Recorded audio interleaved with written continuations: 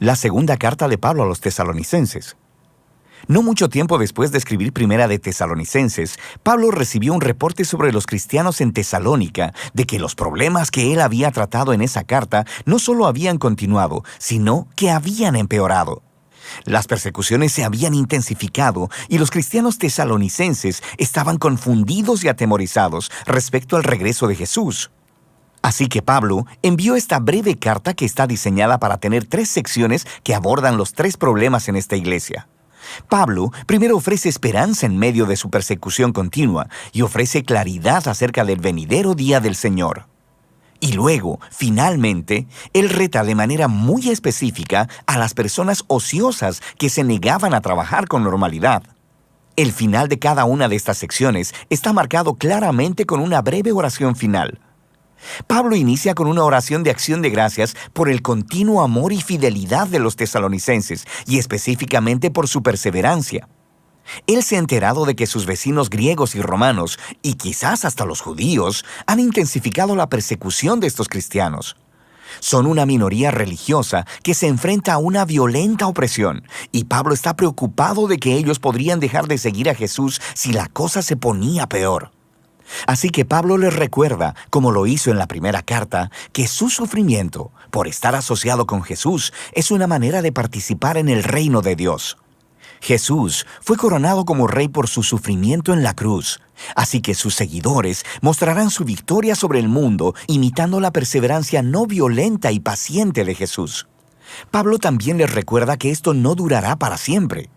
Cuando Jesús regrese, Él traerá su justicia y la aplicará a aquellos que los han oprimido y derramado sangre inocente. Específicamente, Él dice que su castigo será la exclusión de la presencia del Señor y de la gloria de su poder. Pablo aquí no especula sobre el destino de aquellos que rechazan a Jesús, excepto para decir que a lo largo de sus vidas no quisieron tener nada que ver con Jesús, y al final van a obtener lo que desean, ser distanciados de una relación con su Creador y Rey. Y para Pablo, esta es la peor de las tragedias. Elegir la separación de Jesús, la fuente de toda vida y amor, es abrazar tu propia perdición. Él cierra esta idea orando para que Dios use sus sufrimientos para traer un profundo cambio de carácter dentro de ellos, de modo que sus vidas honren el nombre de Jesús. Pablo entonces pasa a tratar un asunto específico relacionado con el regreso de Jesús y el día del Señor. Alguien en la comunidad de la iglesia en Tesalónica había estado esparciendo información equivocada a nombre de Pablo, diciendo que el acto final de justicia de Dios sobre la maldad humana, el día del Señor, estaba sobre ellos, que ya había llegado. Y esta gente probablemente habían estado prediciendo fechas sobre el final de todas las cosas y estaban asustando a otros cristianos. Y puedes darte cuenta de por qué. Debido a la intensa persecución, eran vulnerables a que alguien dijera que Jesús ya había venido como ladrón en la noche. Ellos habían sido dejados atrás. Quizá Jesús abandonó a los tesalonicenses en su sufrimiento. Estas palabras realmente molestan a Pablo. Están distorsionando su enseñanza. El regreso de Jesús nunca debería inspirar miedo, sino más bien esperanza y confianza. Pablo les recuerda todo lo que les enseñó acerca del regreso de Jesús cuando estaban en la ciudad, y aquí les ofrece un breve resumen. En realidad, esta explicación es demasiado corta. Este párrafo tiene muchos enigmas y problemas de interpretación, pero lo que está claro es que Pablo cita el conocido tema de los profetas Isaías y Daniel, de que los reinos de este mundo continuarán produciendo gobernantes que se rebelan contra Dios, como lo hicieron antes Nabucodonosor o el rey del norte. Estos líderes se habían exaltado a sí mismos, asignándose autoridad divina. Y para Pablo, estos antiguos reyes y profecías nos proveen imágenes y nos muestran un patrón que Pablo vio cumplido en su día, en los emperadores romanos Calígula y Nerón, y esperaba que se repitiera otra vez. Esa historia terminaría con un gobernante profundamente rebelde, empoderado por la maldad misma, alguien que desatará el caos y la violencia en el mundo de Dios, pero no para siempre. Cuando Jesús regrese, Él confrontará al rebelde y a todos los que cometen maldad y liberará a su pueblo. Así que el punto de Pablo aquí no es animar a los futuros lectores a la especulación apocalíptica, sino consolar a los tesalonicenses. Él está recordando las enseñanzas de Jesús en Marcos 13, donde dijo que los eventos que anunciarán su regreso serían muy públicos y evidentes. Así que ellos no necesitan estar atemorizados o preocupados porque fueron dejados atrás. Más bien, deben mantenerse fieles hasta que Jesús regrese para liberarlos. Así que, en su oración final, Él le pide a Jesús y al Padre que consuelen y fortalezcan a los tesalonicenses para que permanezcan fieles en el camino de Jesús. Lo cual lleva a Pablo a su tema final, un reto para aquellos que estaban ociosos, lo cual no significa simplemente que eran perezosos. Se está refiriendo a personas que eran irresponsables y se negaban a trabajar para sostenerse a sí mismos, resultando en vidas personales caóticas. Pablo ya había tratado este problema en su primera carta y parece que se había puesto peor. Ahora, no sabemos con certeza por qué algunas personas en esta iglesia se negaban a trabajar. Es posible que este problema estuviera conectado con el anterior. Quizá algunas personas pensaban que Jesús regresaría muy pronto, así que renunciaron a sus trabajos y dejaron de vivir su vida normal. Pero es más probable que Pablo esté hablando de un problema relacionado con una práctica de cultura romana llamada patronaje. Así que tenías personas pobres viviendo en las ciudades quienes se hacían clientes, una especie de sirvientes personales de las personas ricas, y se mantenían de su generosidad ocasional. Pero habían muchas condiciones no evidentes. Esto a veces involucraba a los sirvientes en la manera corrupta de vivir de sus patrones, sin mencionar que tenían un salario impredecible. Así que esto parece ser a lo que se refiere Pablo cuando dice que estas personas llevan una vida desordenada. No están trabajando y se están metiendo en los asuntos de otros. Pablo entonces les recuerda del ejemplo que les dio cuando estuvo con ellos. Él no les pidió de su dinero, trabajó para poder sostenerse a sí mismo y para poder servir a los tesalonicenses sin tener que cobrar. Él dice que este es el ideal. Los seguidores de Jesús deben imitar el amor sacrificial de Jesús al trabajar duro para poder proveer para sí mismos, de modo que sus vidas puedan ser de beneficio para los demás. Él concluye con una oración final para que en medio de toda su confusión y sufrimiento, Dios les conceda paz a través del Señor Jesús, el Mesías. Esta breve carta a los tesalonicenses nos ayuda a ver que la creencia de los primeros cristianos sobre el regreso de Jesús y la esperanza del juicio final no eran ideas que procuraran generar especulaciones sobre las fechas de los tiempos apocalípticos. Más bien estas creencias trajeron esperanza, inspiraron fidelidad y devoción a Jesús, especialmente para los cristianos perseguidos que se enfrentaban con violenta oposición. Así que, para las generaciones posteriores de cristianos, ya sea que enfrenten persecución o no, esta carta nos recuerda que lo que esperamos que suceda moldea aquello que motiva tu vida diaria. Y de eso se trata Segunda de Tesalonicenses.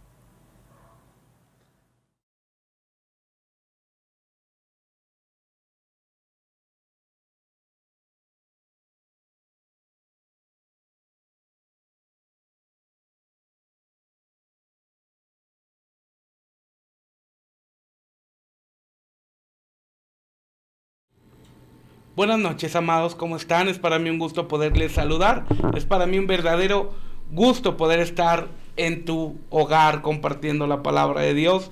En este episodio de Aposento Alto estaremos tocando ya la 30ª parte del tema de los 12 desiertos. El último día que compartimos respecto a los 12 desiertos, que fue el pasado sábado, compartimos respecto al cuarto desierto, que es el desierto de Parán. Recordarás, entrando en el tema, que Dios iba a comenzar un trato diferente. Parán significa lugar de cavernas. El pueblo es llevado por la nube, recordamos, que es tipo del Espíritu Santo, un lugar lleno de cavernas con hermosos escenarios. Llegan marchando como un ejército, siguiendo el arca, que es figura de Cristo, llevada por los sacerdotes. Ahora entramos en un desierto que es totalmente diferente. Entramos en un desierto que ahora el trato que Dios tuvo en los primeros 3 cambiaría, y que esto afectaría la situación en el pueblo de Israel. Antes de continuar, amado, no olvides compartir este mensaje en tus diferentes redes sociales. Ayúdanos a que la palabra corra a más lugares para que muchas más personas puedan llegar al conocimiento de Dios y puedan ser bendecidos a través de la palabra. Ahora, es muy importante este desierto porque va a tratar con el corazón del pueblo, va a tratar con el corazón de las personas. Cuando Dios permite que nosotros llevemos a esta etapa de vida, cuando lleguemos a este desierto de Parán, porque recordarás que el objetivo de la enseñanza de los 12 desiertos es que tú y yo podamos contemplar que en definitiva, y sin lugar a dudas, Dios nos llevará por estos desiertos en diferentes etapas de vida, y que es necesario que tú y yo los podamos ubicar para que no entremos en desesperación. Con mucho disgusto, con mucha tristeza puedo mencionar que hoy en día la iglesia está bajo un desespero. Ahora, una realidad es que la sociedad entera lo está. Una realidad es que la pandemia que estamos viviendo sacó a relucir la situación y condición espiritual de la iglesia. No me refiero a una iglesia local en particular, sino me refiero a la iglesia en general. Algunos que se creían firmes estaban en un aspecto débil, algunos que estaban alejados están regresando, algunos que estaban cimentados se están fortaleciendo, pero sacó a relucir la realidad. Y yo quiero preguntarte, ¿cuál es el aspecto en el que te encuentras? ¿En qué situación está tu corazón? ¿Te encuentras bajo una situación de desespero? ¿Te encuentras bajo una situación de desaliento, de desánimo a causa de la evidente crisis que estamos enfrentando? ¿O tus ojos siguen puestos en Cristo Jesús? Porque con mucho desfortunio podemos encontrar que mucha iglesia tiene un pie en el mundo y un pie en Cristo. Y esto no me refiero a las cuestiones de santidad, que ya será un tema para tocar más adelante, sino me refiero al aspecto de la confianza.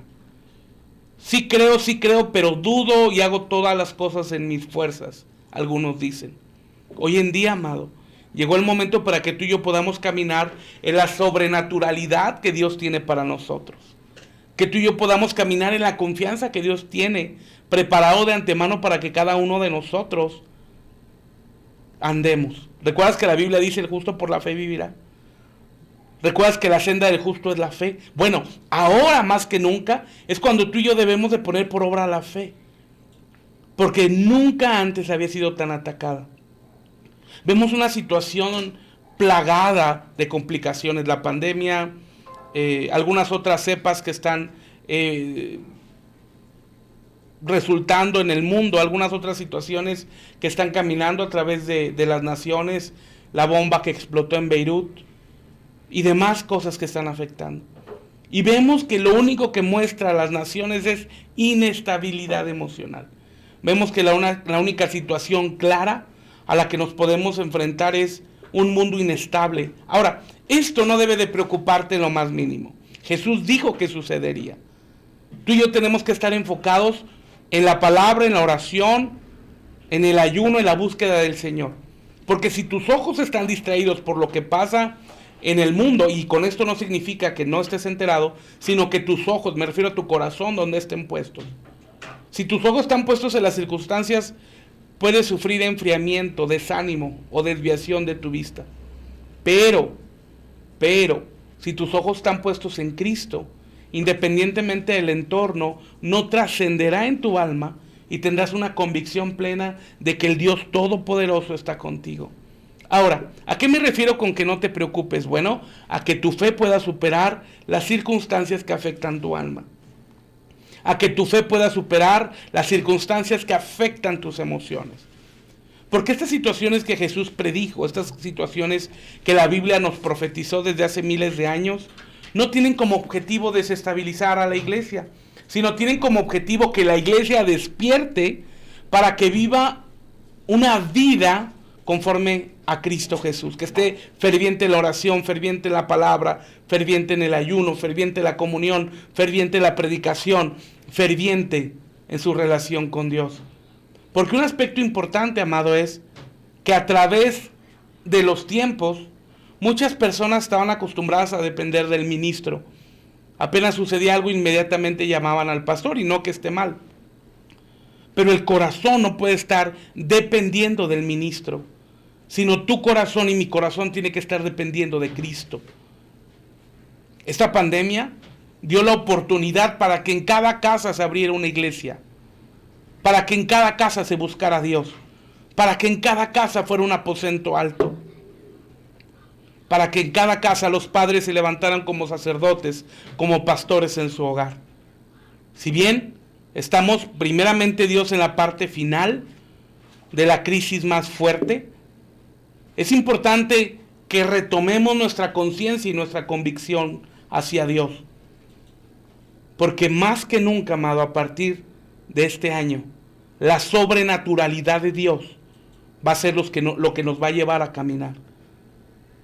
El miedo, si no te has contagiado, es a la plaga, a la peste del COVID. Si estás enfermo, a la no recuperación. Y los que desafortunadamente y con toda tristeza han perdido un ser querido, a la situación que sucede alrededor del fallecimiento con tantas medidas tan terribles. Hoy más que nunca, amado, nuestro corazón tiene que estar puesto en Jesús.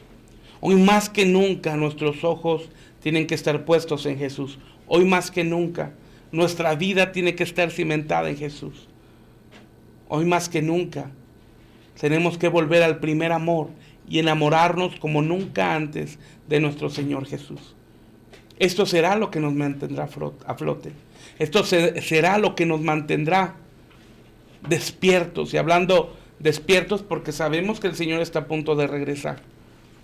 Y hay un soplo del Espíritu Santo que se está dando en las naciones, y es que Cristo viene. Por eso es importante y en manera urgente que tú y yo pongamos toda la atención debida a este estudio, que pongamos toda la atención debida a esta enseñanza, porque a través de la enseñanza de los 12 desiertos, tú y yo ubicaremos en qué área Dios está tratando con nosotros. Y te darás cuenta que en medio de tu problema, que en medio de tu conflicto, Dios está al control, que Dios te da la provisión para que puedas superarlo, que Dios te da la provisión para que salgas adelante, y principalmente que te des cuenta que no quedarás tirado en el desierto, que la prueba que estás pasando, Dios no la envió para destruirte, sino como veíamos el día de ayer, para catapultarnos a un mejor nivel de fe, de conciencia de Dios. Y una vez que estemos en esta posición, las bendiciones de Dios sean derramadas. Pero es importante que tú y yo tengamos conciencia de que Dios está con nosotros. Ahora, regresando al tema de los desiertos, podemos contemplar que la Biblia nos muestra el origen del problema aquí en Parán. Dios es muy específico en la palabra. Y la Biblia nos dice con claridad que mucha gente vino de Egipto, muchos egipcios salieron de Egipto con Israel. Pero estos no eran israelitas, estos incitaron al pueblo a rebelar.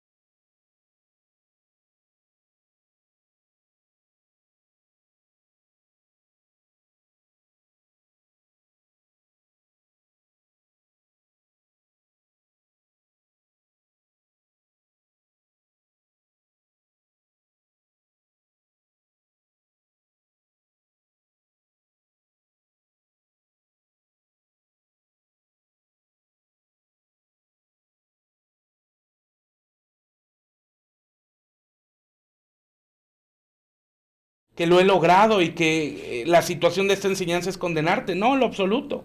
Sino simple y llanamente como un hombre, como un siervo de Dios, que diario tiene las luchas que tú tienes. Diario. Pero que tenemos la convicción de dar la guerra, de dar la pelea en una lucha que ya está ganada. Sé que no es fácil perdonar.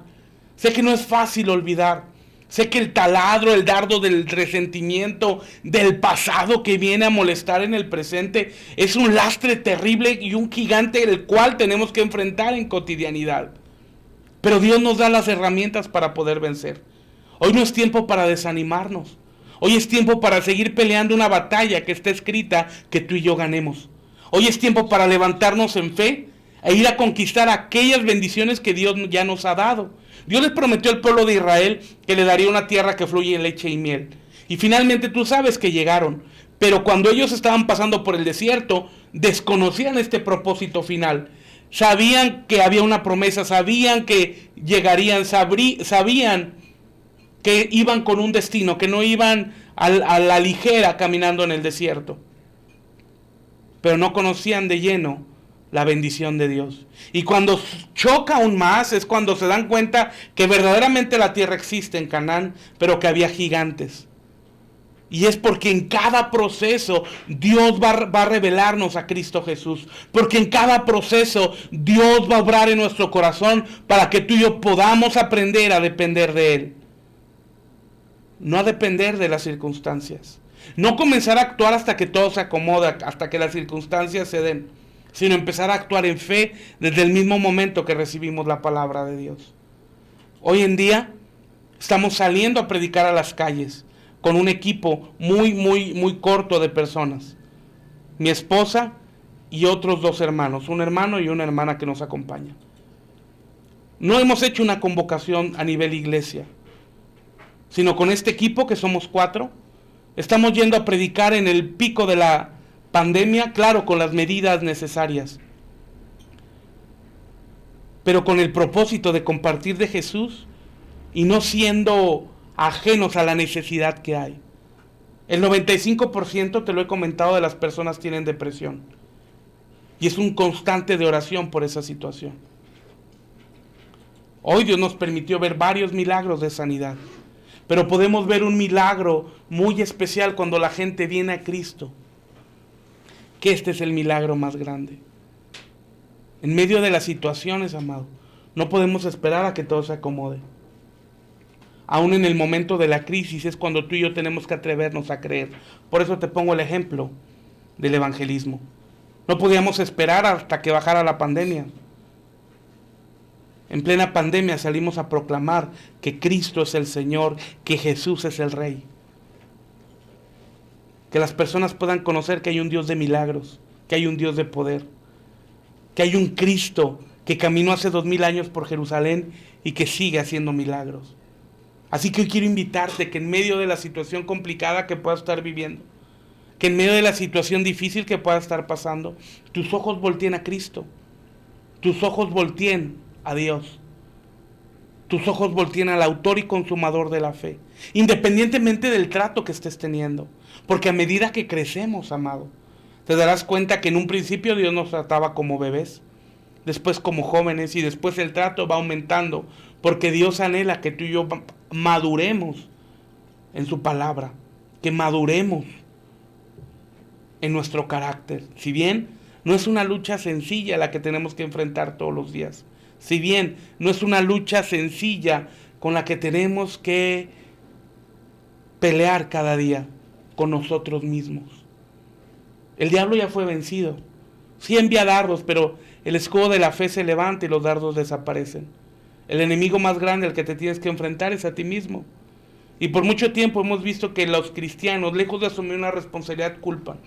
Pastor, hice tal o cual cosa porque el diablo me empujó. No, el diablo no empuja a nadie. Sí pone las circunstancias, pero tú y yo tomamos las decisiones. Y esa situación tiene que ser confrontativa con nuestra vida. Dejar de culpar y empezar a asumir las responsabilidades. Y una vez que asumimos la responsabilidad de la falta de carácter, de las malas decisiones que nos llevaron al pecado o a consecuencias graves, tú y yo podemos ir con todo el corazón con Cristo, pedirle perdón. Él nos restaurará porque sabes que Él nunca te rechazará. Él siempre te está esperando con los brazos abiertos. Pero la pregunta en el aire es, ¿el desierto que estás pasando quieres que dure 40 años o quieres que dure 40 días? Recuerda que Jesús duró 40 días en el desierto. Es inevitable que vamos a pasar por él.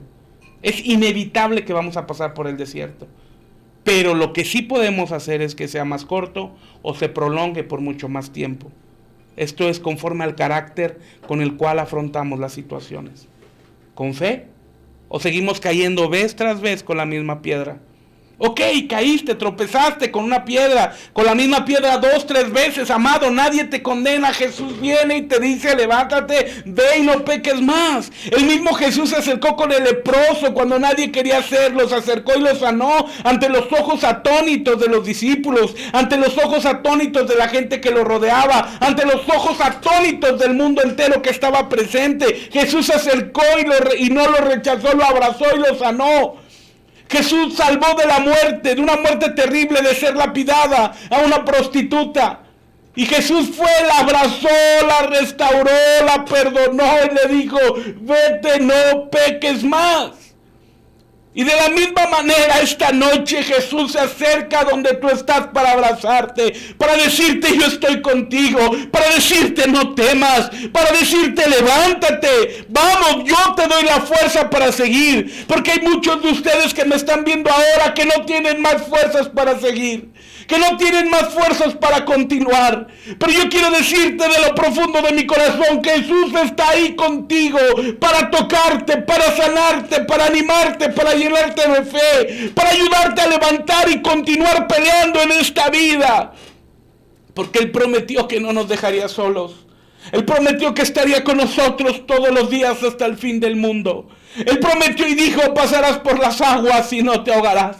Pasarás por el fuego y no te quemarás. Ciertamente tendrás que pasar por el agua y tendrás que pasar por el fuego, pero no tendrás daño alguno, porque el proceso que Dios tiene a través de estos tratos personales son que tú y yo crezcamos, son que tú y yo maduremos, son que tú y yo vayamos a un nivel más alto en Cristo Jesús.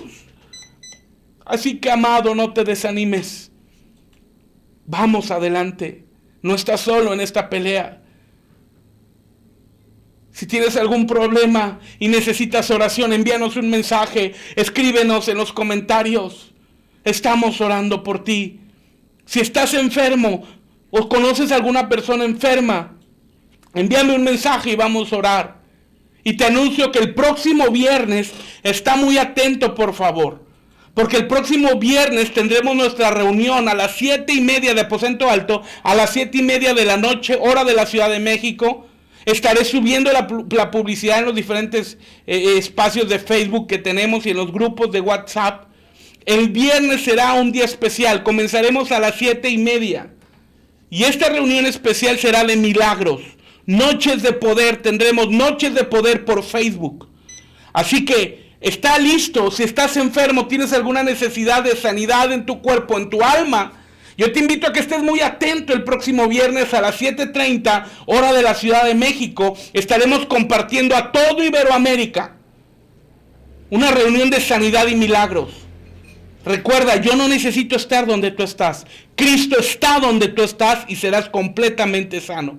Te invito a que vengas a Noches de Poder, te conectes puntual el protocolo será el siguiente, la mecánica será la siguiente, la logística será muy sencilla. Las personas que estén enfermas enviarán un mensaje en los comentarios diciendo el nombre de su enfermedad o lo que los ha afligido y estaremos orando en ese momento confiando que Dios estará obrando milagros. Porque creemos en un Dios omnipresente. Así que el próximo viernes 7 de agosto estaremos orando en Noches de Poder. Y conforme Dios nos guíe, estaremos teniendo constantemente estas noches de poder. Ahora, amados, continuando. Dios es con nosotros. Dios es por nosotros. Y si Dios contigo, ¿quién contra ti? Así que si Dios se ha levantado un fuego, es para purificarte. Mira, acompáñame a Hebreos capítulo 10, versículo 26 al 31, por favor. Libro de Hebreos, capítulo 10, versículo 26 al 31. Aleluya. Hebreos, capítulo 10, versículo 26 al 31. Dice, porque si pecaremos voluntariamente después de haber recibido el conocimiento de la verdad, ya no queda sacrificio por el pecado, sino una horrenda esperanza de juicio y el borde de fuego que ha de devorar a los adversarios. Nota, tú y yo no somos adversarios de Dios. Con claridad, hablemos claro. Tú y yo no somos adversarios. El fuego de la prueba va a devorar a los adversarios. a todo ese mundo, a todo ese egipcio que traemos del mundo. Aleluya. Gloria al Señor. Estamos leyendo Hebreos 10, del 26 al 31. Versículo 28. El que menospreciare la ley de Moisés por el testimonio de 2 o de 3 testigos muere sin ninguna misericordia. ¿Cuánto pensáis que será más digno de mayor castigo el que hollare al Hijo de Dios y tuviere por inmunda la sangre del testamento en el cual fue sacrificado e hiciere afrenta al Espíritu de gracia? Esto es a todos aquellos que niegan a Jesús, que no lo reciben. Versículo 30, sabemos quién es el que dijo, mía es la venganza, yo daré el pago, dice el Señor, y otra vez el Señor juzgará a su pueblo. Horrenda cosa es caer en manos del Dios vivo. Aleluya. Ahora vamos a Isaías 1:23. Y horrenda cosa, hermanos, porque tenemos un Dios vivo. Tenemos un Dios, el que creó los cielos y la tierra, que no pasará por alto nada, sino que en su amor y su misericordia tratará con nosotros para que reflejemos a Jesús, para que reflejemos al Señor. Isaías capítulo 1, versículo 23 al 25 dice, tus príncipes, prevaricadores y compañeros de ladrones, todos aman las dádivas y van tras las recompensas.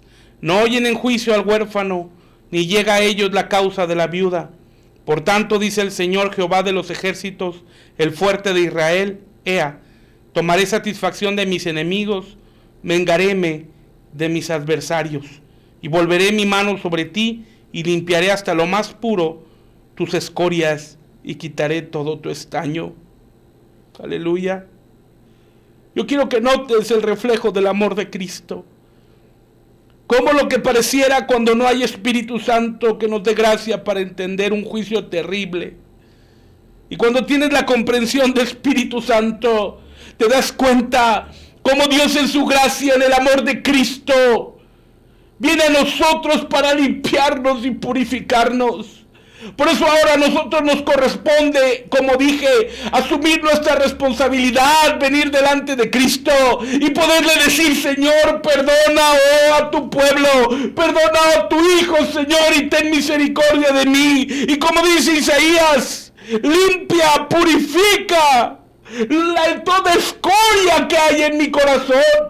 Amados, a veces Dios envía los tratos personales, que las cosas no salgan bien para purificar tu corazón, para que voltees tus ojos al cielo. Alguien me dijo, pastor, que Dios no puede tratar conmigo de otra manera. Bueno, hay mil y un maneras en las que Dios puede tratar contigo, pero hay una sola manera en la que tú entiendes, y es en el trato en el que nos encontramos, es en el desierto que estamos viviendo, en el cual Dios en su gracia, en su misericordia, con el Espíritu Santo, está puliendo nuestra alma, está puliendo nuestro ser para que pueda brillar Cristo en nosotros.